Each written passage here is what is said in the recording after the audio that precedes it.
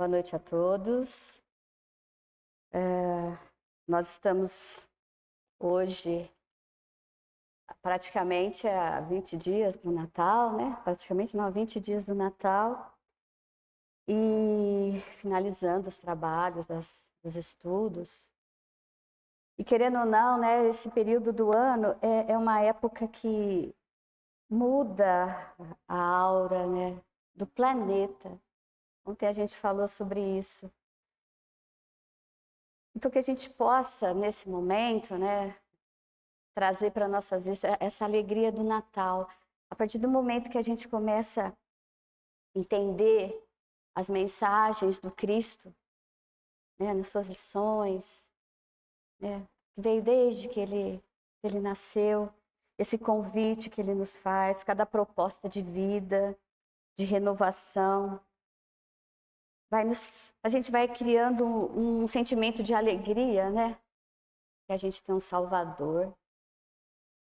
Então, sim, que a gente possa mesmo, dentro do que a gente vai estudar, fazer do Natal todos os dias da nossa vida, porque a gente precisa ser feliz todo dia, né? Essa que é a felicidade plena. Então, para iniciar, eu trouxe um pequeno pedaço aqui do Evangelho, segundo o Espiritismo, do capítulo 15, que diz assim: ainda quando eu falasse todas as línguas dos homens e a língua dos próprios anjos, se eu não tiver caridade, serei como o bronze que soa e um símbolo que retine. E ainda que eu tivesse o dom da profecia e penetrasse todos os mistérios e tivesse perfeita ciência de todas as coisas, ainda quando eu tivesse uma fé, toda a fé possível, até o ponto de transportar as montanhas, se eu não tiver caridade, eu nada sou. Essa é a carta de Paulo aos Coríntios. Então, com esse registro, Senhor, a gente quer agradecer a dádiva desse momento, que a gente se encontra na tarefa do estudo da doutrina espírita, compreendendo as limitações que a gente tem, mas também a boa vontade de servir na sua seara. Por isso nós te pedimos, Senhor, a tua presença, a presença dos espíritos benfeitores nesse trabalho, que a gente possa ser então um instrumento do teu ensino, para a gente sempre se melhorar, trazendo essa palavra amiga também para outras pessoas que buscam no ensinamento, né, força para continuar a jornada, tendo a certeza, e a gente vai ter sempre essa certeza, que o Senhor está conosco. Então, a gente inicia o nosso estudo. Começo com uma lenda. Certa vez, um jovem perguntou a um rabino: Rabino, Deus sabe todas as coisas? Sabe. Ele sabe todas as coisas, porque ele é onisciente. Sabe tudo? Sabe tudo. Deus sabe mais que o Google, mais que a inteligência artificial agora, né? Deus sabe tudo. E ele tem poder? Tem. Deus é todo poderoso. Aí o jovem perguntou: então por que eu vou orar? Se ele sabe tudo, se ele tem poder, ele sabe o que eu quero, ele sabe o que eu vou pedir, ele sabe o que eu necessito. Por que eu tenho que orar? Aí o rabino responde: olha, você tem razão. Deus sabe tudo, ele sabe o que você quer, ele sabe o que você vai pedir, ele sabe o que você precisa, mas não é essa a questão. A oração não foi feita para você informar a Deus. A oração foi feita para você educar o seu desejo. Você pode pedir e, dependendo da resposta de Deus, você vai entender a lição. A resposta de Deus é Ele nos ensinando. É Ele lapidando a bruta flor, a bruta pedra, né? Flor do querer, como dizia Caetano. Porque os nossos desejos, eles são pedras brutas, pedras primitivas. E as respostas de Deus é Ele nos esculpindo, nos moldando. Então não é Deus que precisa conhecer algo em você quando você ora. É você que precisa conhecer. E nós, aqui, nós sabemos, quando a gente faz uma oração, a gente sabe o que está orando, né? Ninguém ora sem ter um desejo. Porque o que move uma oração é um desejo. É algo que a gente quer quando a gente vai falar com Deus. Embora Ele já saiba. Então, não pensemos que orar é, como eu li, Jornal Nacional para atualizar Deus. Não.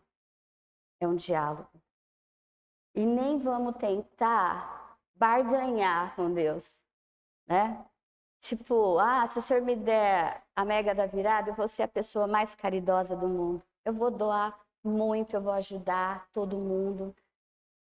Não é assim que funciona. Deus não vende nada. Deus doa. Por exemplo, quando a gente foi criado, nós não fizemos um contrato com Deus, falou, olha, o Senhor me cria um espírito imortal e eu prometo que eu vou ser puro. Não. A gente nem sabia que estava sendo criado, porque nós somos criados simples e ignorantes. Continuamos, né? Talvez hoje um pouco mais complexos, mais ignorantes. E é isso. Então, a gente vai entender, próximo slide, o que é, então, esse estudo do pedir e obtereis. Esse estudo vai nos remeter à oração e à adoração a Deus. Nós trouxemos a questão 649 do Livro dos Espíritos, que diz: em que consiste a adoração? E os Espíritos respondem: na elevação do pensamento a Deus. Deste, pela adoração, aproxima o homem sua alma. Então, orar é esse mecanismo que liga a criatura com o Criador. É um momento íntimo com aquele que criou a todos nós e colocou um pedacinho da sua essência, aquela centelhazinha. Então, todos nós trazemos da perfeição que é Deus, a perfectibilidade de a gente se tornar melhor, da gente se aperfeiçoar, né? E é pela oração que a gente vai elevar essa esfera e vai fazer esse contato com o Criador. A gente fala, quando a gente ora, a gente fala de sentimento. Não é nada extraordinário, né? É da criatura com o Criador. É isso que no Livro dos Espíritos nos é trazido, que é aquela vontade e necessidade que a gente tem de se aproximar de Deus, que é uma vontade inata, está na pergunta 650. E quando esse sentimento parte do coração, esse sentimento tem um nome, né? Que é o quê? É fé. E aí, Emmanuel define para a gente com muita tranquilidade, né, e muita facilidade de entendimento, na questão 354 do livro Consolador, que é a fé. Ter fé é guardar no coração a luminosa certeza de Deus, certeza que ultrapassou o âmbito da crença religiosa. Conseguir a fé é alcançar a possibilidade de não dizer mais eu creio, mas afirmar eu sei da existência de Deus. Traduzindo a certeza na assistência de Deus, ele exprime a confiança que sabe enfrentar as lutas e problemas com a luz divina no coração. E significa a humildade redentora que edifica no íntimo do espírito a disposição sincera do discípulo que vai falar: faça no escravo a vossa vontade. É esse sentimento que a gente já não tem mais dúvida. A gente sabe que Deus existe. Orar não é uma imposição mais para a gente. É uma necessidade, em todos os sentidos, né? É a necessidade que a gente tem de se aproximar de Deus. E aí, na pergunta 659, do Livro dos Espíritos, Kardec fala sobre o caráter da prece. Ele pergunta qual é o caráter geral da prece. A prece é um ato de adoração. Orar a Deus é pensar nele, se aproximar dele e pôr-se em comunicação com ele. Então, 3 coisas podemos propor-nos por meio da prece: louvar, pedir e agradecer. Então, a gente vê que os espíritos estabelecem uma tríade, né? Louvar. O que é louvar a Deus? É reconhecê-lo. É o que a gente falou, já sei que ele existe. É ter certeza dessa existência, dessa soberania, dessa bondade, dessa justiça. Isso é louvar. Pedir, como a gente falou, né, do Rabino, a gente eleva para ele algo que a gente precisa, não que ele não o saiba, né? Mas a gente pede aquilo que a gente acha que é necessário. E agradecer. Agradecer realmente hoje é saber dizer assim: olha, Deus, nós não temos estrutura para uma vida plena se a gente não tiver fé em Deus, para ter essa vida em abundância. Então é bem interessante essa tríade, porque pedir a gente sabe pedir muito, né? Toda hora a gente está pedindo alguma coisa. Hoje a gente já aprendeu a agradecer muito, né? Graças a Deus, a gente já tem isso desenvolvido nos nossos corações. Mas uma coisa que chama atenção: louvar a Deus. É muito difícil a gente ver uma oração onde se faça um louvor a Deus. E se a gente pegar os livros de André Luiz, todos os inícios das palestras espíritas, que a gente sabe que tem no plano espiritual, né? André Luiz nos trouxe.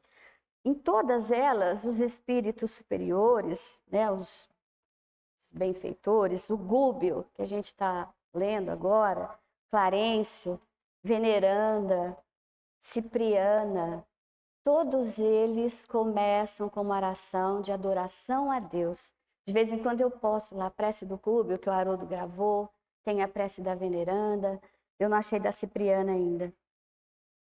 Mas ele sempre exalta a Deus.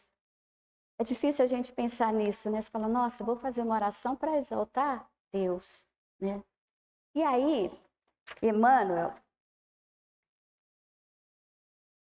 traz esse engrandecimento desse louvor no livro Pensamento e Vida, no capítulo 26.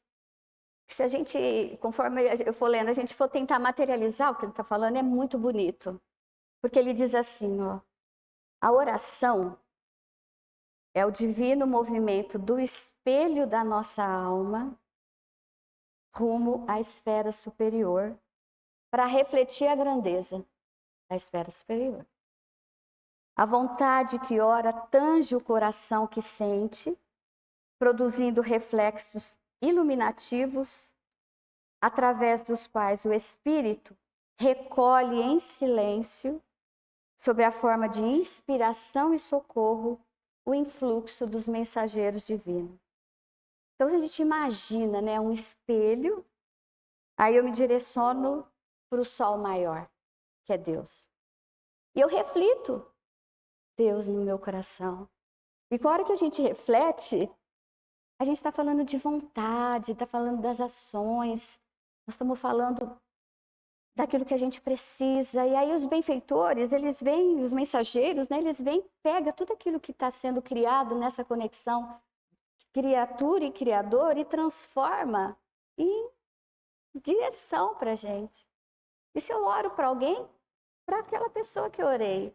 É muito lindo quando a gente lê isso, e é um pedacinho, viu, da parte aqui. Então é um movimento íntimo que capta e reflete, né? Que esse é o propósito. Essa relação da criatura com o Criador, com Deus, quando eu louvo a Deus. E aí, depois de Kardec trazer a questão 659, né? Emmanuel fazer esse encantamento do espelho que reflete, a gente tem de início Jesus, que ensinou e foi grafado por Mateus no Evangelho, no capítulo 6, dessa qualidade da prece. Quando ele fala o seguinte: quando orardes, não vos assemelheis aos hipócritas, que afetadamente oram de pé nas sinagogas e nos cantos das ruas para serem vistos pelos homens. Digo-vos em verdade que eles já receberam sua recompensa. Quando quiseres orar, entrar para o vosso quarto, fecha a porta, ora ao Pai em secreto, e o vosso Pai, que tudo vê o que se passa, em secreto também, vos dará a recompensa. Isso é Jesus ensinando. Então vamos pensar, o que ele quis dizer nessa estrutura da oração? Entrar no quarto, fechar a porta e orar em silêncio. Entrar no quarto. Quando Jesus disse isso, ele não se referia a um ambiente físico, né? Mesmo porque na época não haviam quartos nas casas, eram espaços. Um único cômodo em espaços. Ele se referia ao nosso quarto íntimo, que todos nós temos, e que isso chama o quê? Consciência. Então entra no teu quarto, se conecta, busca o seu interior, olha para si mesmo, não egoisticamente, a gente vai ver por quê. Porque no momento da oração, somos nós e Deus. Então não adianta a gente esconder nada, né? Tá tudo escrito, né? Tá tudo falado, tá tudo sabido. Entra no quarto, se conecta com o Criador, fecha a porta. Fecha a porta, estabeleça limites. Porque nesse momento, a oração não interessa para ninguém que esteja além da porta. Só nós que estamos lá dentro, porque continua sendo a nossa consciência. Porque se a gente ficar conectado ao mundo, enquanto a gente ora, nós vamos continuar aflitos, nós vamos continuar sedentos de ajuda, de pedidos, e a gente vai para o ego, aquele ego, o E maiúsculo, que a gente aprende. E aí a gente começa a fazer orações, como dizem alguns, aquelas orações que não passam do céu, da boca. Que é aquela oração que você fala: Senhor, me dá uma casa. Senhor, me dá um carro. Senhor, me paga minhas contas. Senhor, traga aquele namorado. São preces de ego. E a gente faz essas preces quando a gente está ligado com a porta aberta. Entra tudo, né? Tem uma parábola de Jesus que fala bem disso. Eu não trouxe, mas eu trouxe aqui por escrito.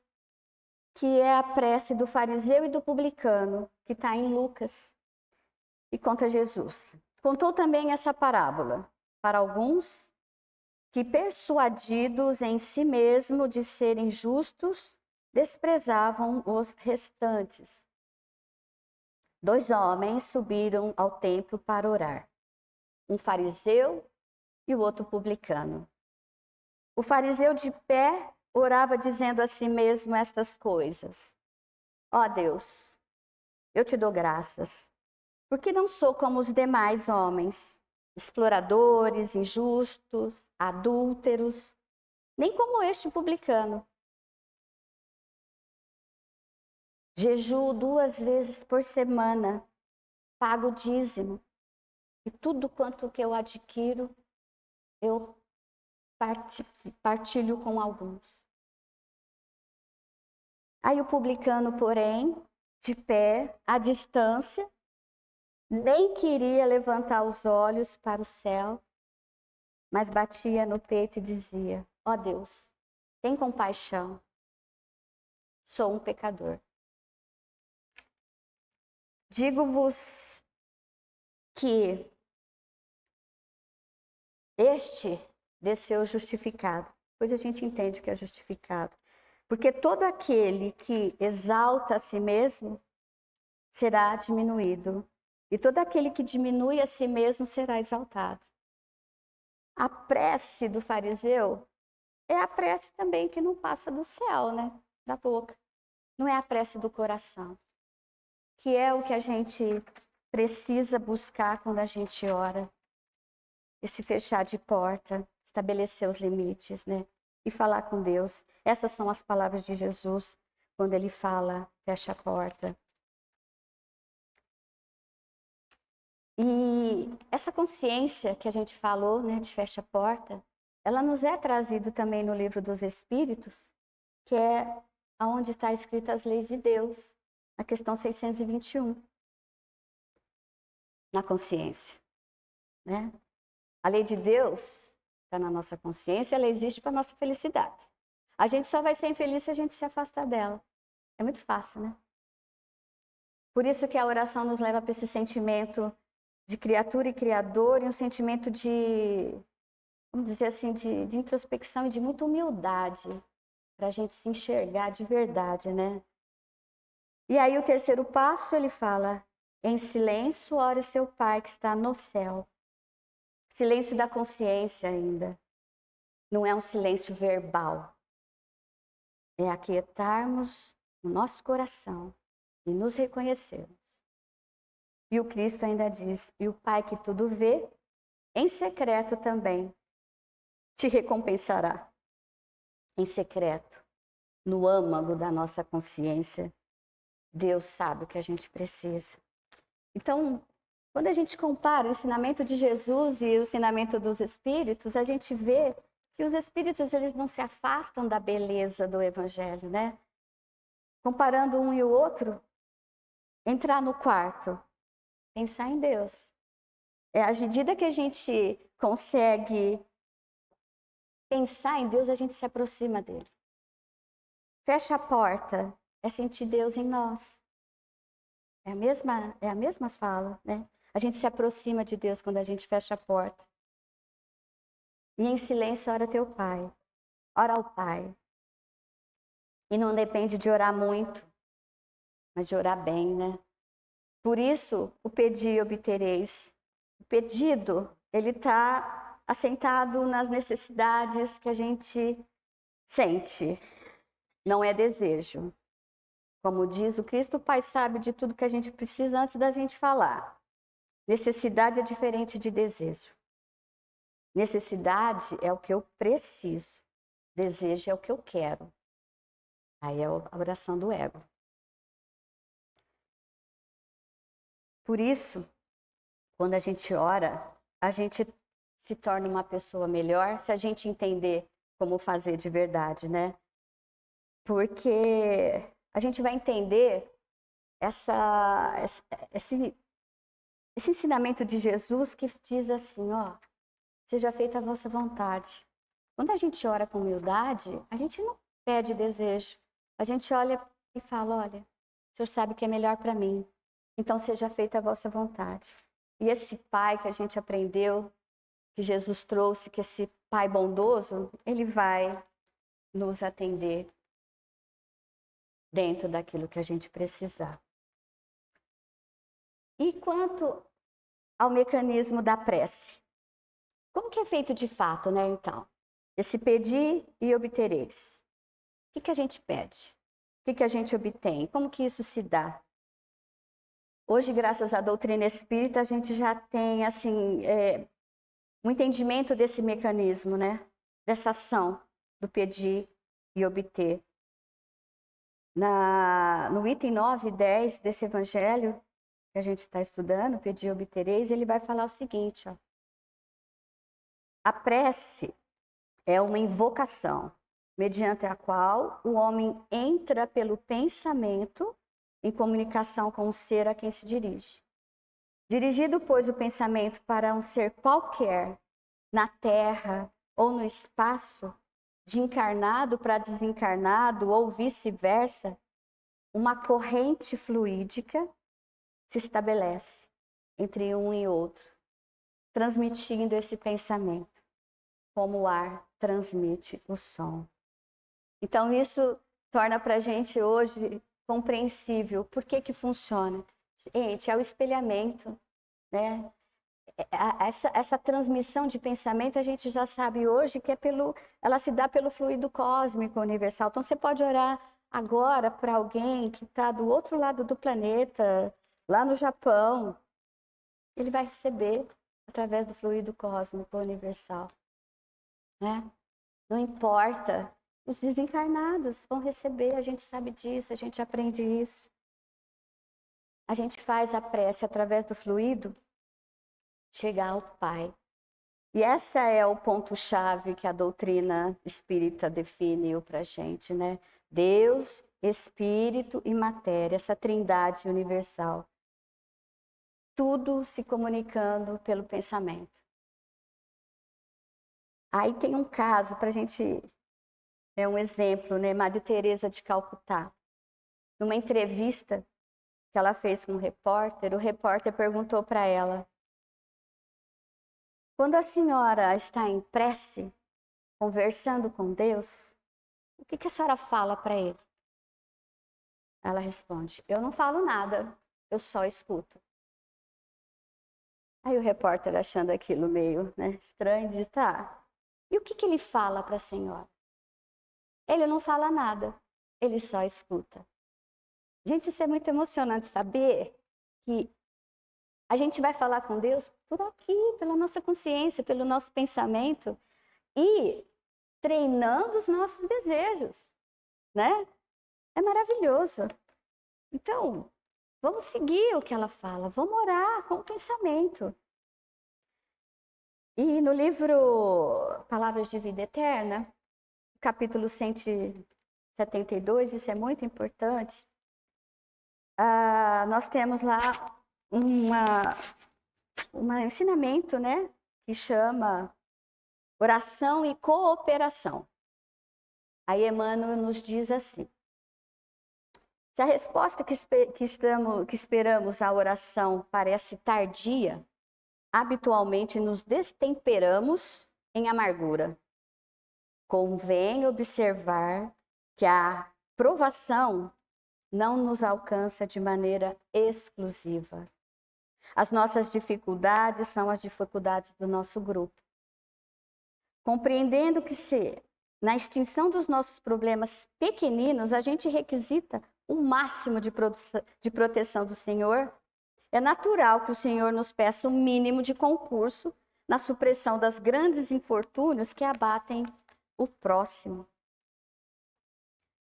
Então a gente vê o seguinte, dois pontos muito importantes aqui. As nossas dificuldades são dificuldades do nosso grupo. Primeiro ponto, não é exclusivo. Todos nós estamos no mundo de prova e expiação. As vicissitudes, as dificuldades são as mesmas. E aí a gente se pega assim, tá com um probleminha, nossa, se acaba nas orações, pelo amor de Deus, e chora, sem olhar o que está do lado, né? É uma matemática que a gente tem que mudar. Eu li isso, achei legal. Vamos mudar a matemática, vamos começar a somar a bênção. Não somar os infortúnios, né? A gente vai ver que a gente tem muito mais. E aqui Emmanuel pede pra gente o quê? Uma compensação. Falou, ó, Deus está fazendo tudo aí para você. Bom, o mínimo que você pode fazer é orar por alguém também. É fazer pro teu próximo. Porque vocês estão tudo na mesma. A gente está no mundo de prova e expiação. É uma contrapartida. E aí, nesse sentido da cooperação, Kardec nos lembra ainda do auxílio, que está no item 18 desse evangelho.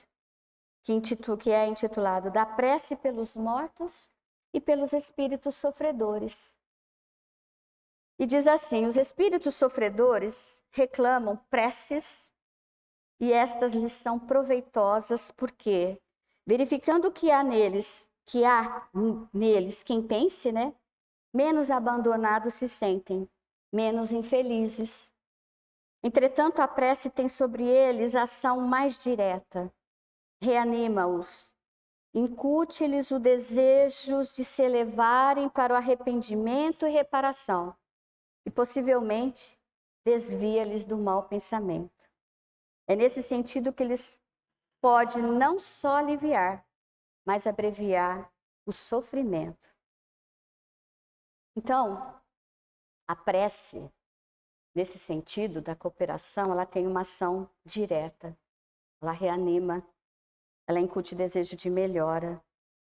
Ainda nesse item, eu não trouxe, mas ele fala assim, olha, supõe-te no lugar deles, de quando em quando, daqueles que se ausentaram da terra carregando dívidas e aflições. A gente já consegue hoje entender isso quando a gente faz os atendimentos, né, gente?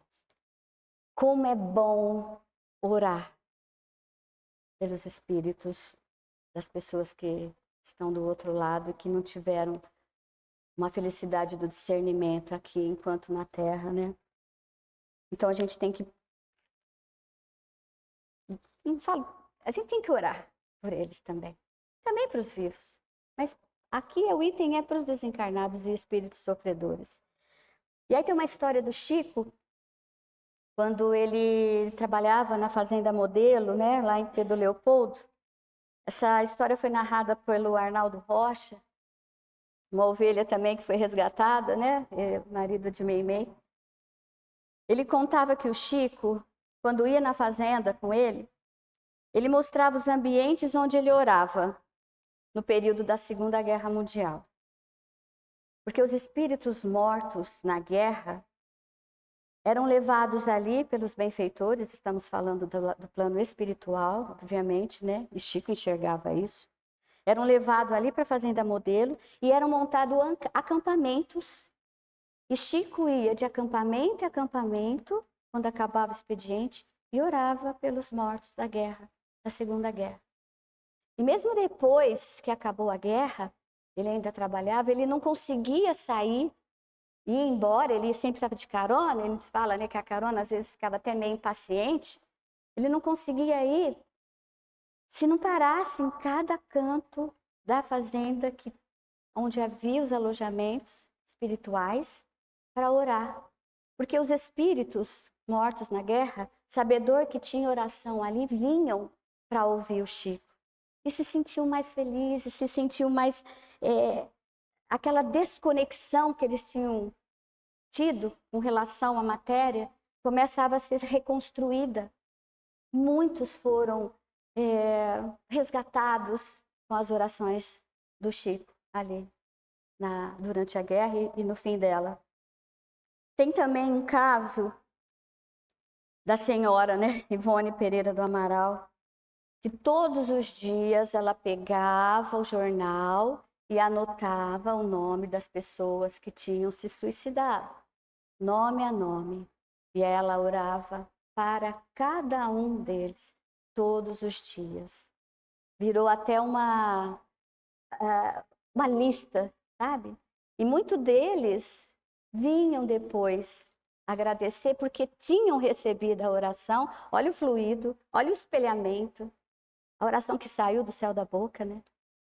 Que chegava e eles vinham agradecer porque tinham sido resgatados, tinham encontrado a luz. Então, e ainda, mais um exemplo, que aí a gente está estudando no livro Entre a Terra e o Céu, da prece refratada, vocês lembram? Que diz assim, André Luiz: a prece refratada é aquela cujo impulso luminoso encontrou uma direção desviada, passando para outro objetivo. No caso aqui, é a filha Evelina, que ora pela mãe Odila, que tinha desencarnado. Ela pede até ajuda, ela ora pela mãe e pede ajuda para a mãe. Só que a mãe não estava em condição de receber a prece. Aliás, ela era, né, o instrumento da desarmonia do lar, né? Ela obsediava a madrasta. Mas a prece chega lá no Clarencio. E ele, como um grande mensageiro, transforma aquela prece e distribui para quem precisasse. É muito lindo isso, né, gente? Então, prece. Vou orar. Prece é sempre benéfica. Vamos dizer que, assim, definitivamente nós somos sustentados pela prece, né? Hoje a gente sabe disso.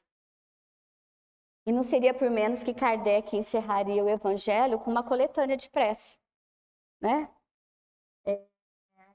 E se a gente observar as preces, eu falei isso ontem, né? Elas são um resumo da doutrina. É uma aula. Todas as preces é uma aula da doutrina. Lá, nesse capítulo, está escrito assim, ó. Os espíritos jamais prescrevem qualquer fórmula absoluta de prece. Quando dão alguma, é apenas para fixar as ideias e, sobretudo, para chamar a atenção sobre certos princípios da doutrina espírita. Então, a gente vai conhecer a doutrina quando a gente vê a prece que está ali dentro, né? Por ali a gente reconhece. Quem lê as preces que está no Evangelho segundo o Espiritismo vai ver que é diferente da prece de outra religião. A gente tem prece para as reuniões espíritas, a gente tem prece para os espíritas, para os médiuns, para os anjos guardiões, que não raro a gente esquece de orar por eles, né? Temos preces para afastar maus espíritos, pelos obsediados, por quem acaba de morrer, por quem acaba de nascer. Tem uma prece que eu vivo orando no trânsito. Prece por ter se livrado do mal iminente. Porque a gente está no trânsito, a gente está sujeito, né? Aquelas... Você fala, nossa, vou orar aquela oração. Decorei, guardei, né? Então, tudo isso que a gente vê nos traz felicidade, né, gente? Esse é o evangelho que Jesus traz, que ele não exige nada, ele transforma. A gente trouxe aí uma mensagem de Humberto de Campos, que está no Boa Nova, que fala assim, ó, a verdade não exige, transforma. O Evangelho não poderia reclamar estados especiais dos seus discípulos. Porém, é preciso considerar que a alegria, a coragem e a esperança devem ser os traços constantes das suas atividades em cada dia. Por que a gente se firma no pesadelo de uma hora se a gente já conhece a realidade gloriosa da eternidade com o nosso Pai, né? Não seria uma adversidade nos negócios do mundo um convite para a gente semear mais amor, um apelo indireto que arranque da gente aquela ilusão da terra e nos leve, sim, para a verdade absoluta, que é o reino de Deus. Isso que nós aqui, cristãos, da doutrina espírita, temos que ter essa alegria, essa esperança, essa coragem de enfrentar todo dia e ter felicidade, porque o Evangelho de Jesus, ele traz felicidade para a gente. Não temos dúvida disso. E aí Jesus, depois de ensinar tudo, né? Os seus discípulos pedem a ele, mestre, ensina-nos a orar. Olha a humildade. E ele fala, tá, ele traz para a gente um modelo de oração muito concisa, mas assim, de uma profundidade que na minha vã filosofia não consigo entender. Escrevemos um pouquinho que poderia ser, mas, gente, um dia nós vamos saber tudo o que Jesus quis dizer. Então ele diz assim, Pai nosso que estás nos céus. Ele traz a figura do Pai e coloca lá o pronome nosso. Quando ele diz esse Pai nosso, que ele está dizendo? Que não é só o pai dele, não é só o meu pai, é o nosso pai. E se é nosso pai, olha a responsabilidade. Nós aqui somos todos irmãos, né? Temos um único pai. Então essa abertura da oração já é gigante. Como que eu vou olhar? Eu tenho que olhar o meu colega aqui como um irmão, porque a gente tudo é filho do mesmo pai. Ele é meu irmão. Que estás nos céus, ele fala, ele põe no plural. Por quê? Porque Deus está em todo lugar, né? Não está só aqui no nosso planeta. Deus criou o universo, Deus criou os planetas, ele criou tudo e ainda cria, né? Santificado seja o vosso nome. O nome de Deus será santificado quando eu o santificar diante da minha conduta, diante do reflexo que eu fizer da imagem que eu tenho de Deus, das minhas ações, porque santificado por si só ele já o é. Mas quando eu santifico o nome? Quando eu faço valer as suas leis, eu santifico Deus, né? Venha a nós o vosso reino. Onde está o reino de Deus?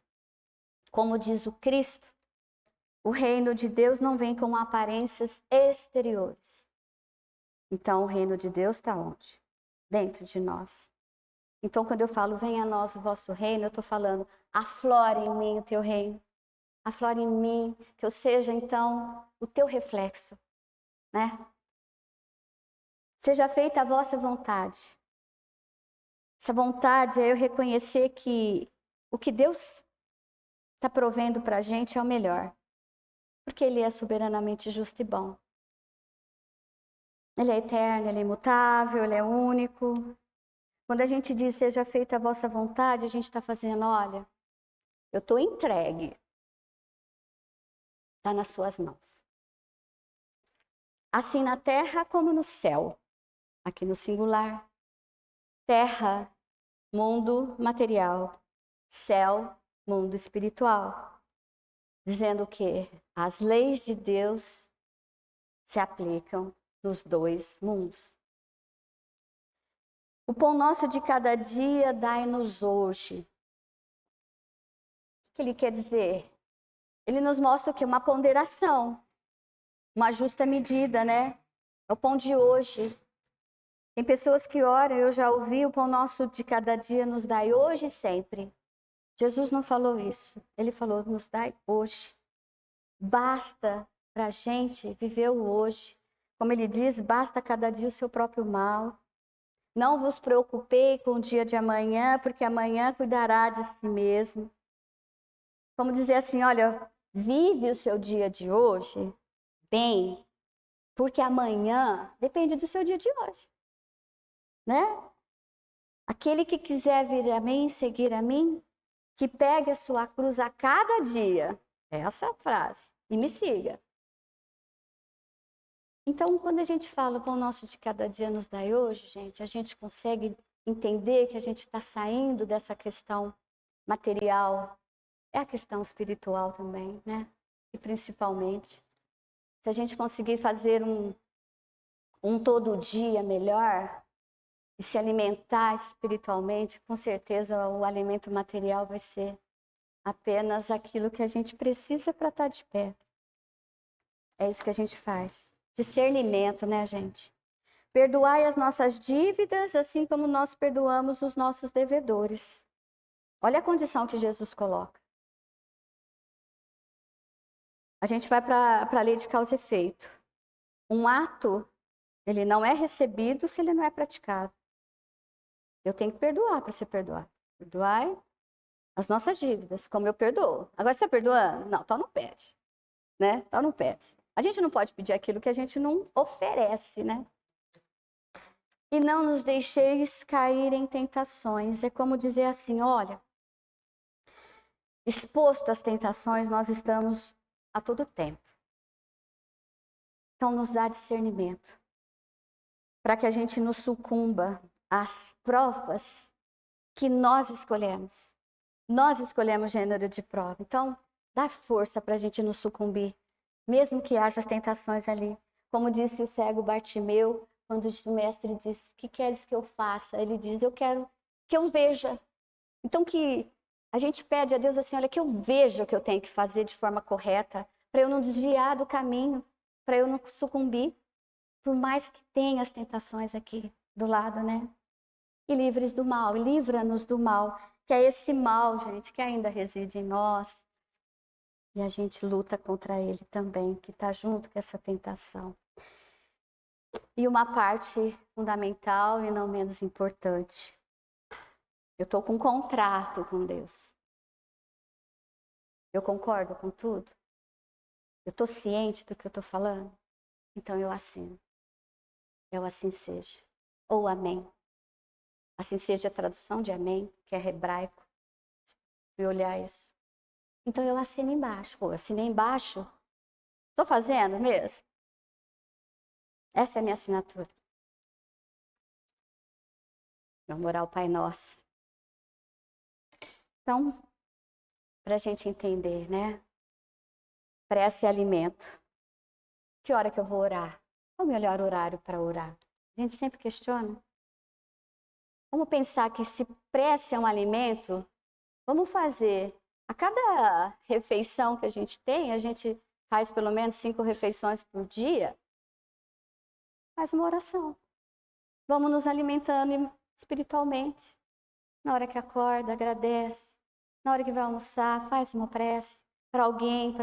É um momento que você fala, pô, agora eu vou orar.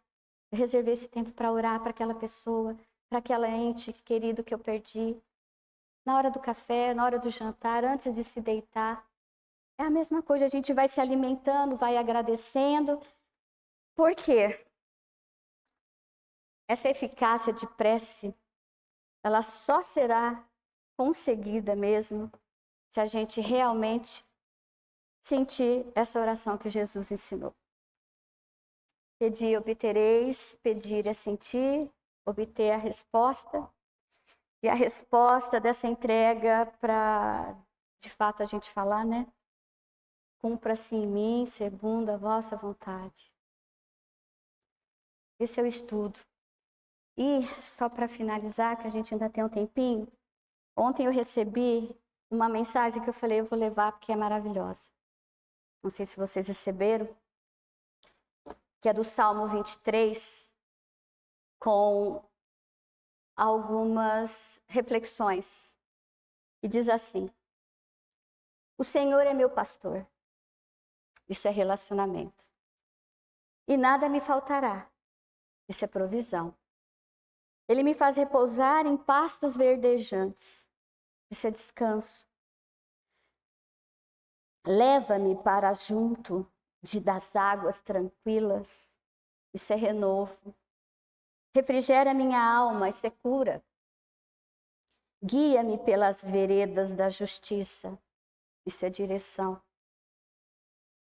Por amor do seu nome. Isso é propósito. E ainda que eu ande pelo vale da sombra da morte, isso é provação. Não temerei mal nenhum. Isso é proteção. Porque tu estás comigo. Isso é fidelidade. Teu bordão e teu cajado me consolam. Isso é disciplina. Preparas uma mesa na presença dos meus inimigos. Isso é esperança. Unges a minha cabeça com óleo. Isso é consagração. E o meu cálice transborda. Isso é abundância. Bondade e misericórdia certamente me seguirão todos os dias da minha vida. Isso é bênção. Eu habitarei na casa do Senhor. Isso é segurança por todo sempre. Isso é a eternidade. Então, achei maravilhoso e desejo que Deus abençoe todos vocês, abençoe todos nós, abençoe a casa seja, que a gente possa ter um novo ano, né? Depois que a gente encerrar, com mais estudos, porque quanto mais a gente estuda, mais a gente vê, nossa, como eu sei pouco. Obrigada, pessoal. Que a gente possa voltar para casa um pouquinho melhor do que a gente chegou.